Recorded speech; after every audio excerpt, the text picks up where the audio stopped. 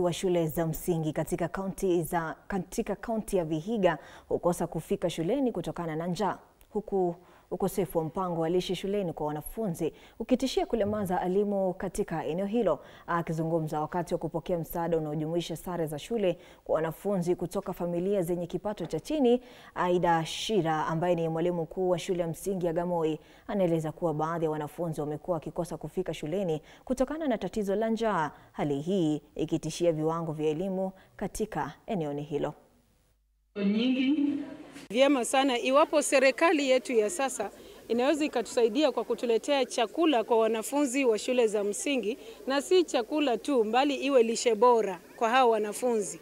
Maana utapata wanafunzi wengi wanakosa kufika shuleni kwa sababu ya njaa, kwa sababu ya kujitoa shuleni waende wakavifanya vibarua vidogo vidogo angalau wapate chakula kule nyumbani ndiposa waje shuleni. Kwa hivyo iwapo serikali inaweza chukua mienendo sawa na ile inaonekana Nairobi, ambapo tunaona kuna kule shule za serikali wanafunzi wanakula shuleni kwa kulipa shilingi 5 tu.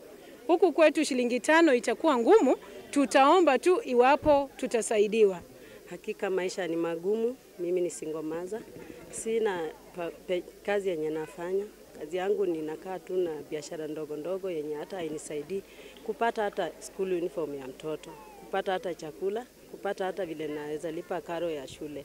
Sisi mashamba yetu ni kidogo, hasa kama ile sehemu mimi natokea, shamba yetu mingi ni mawe.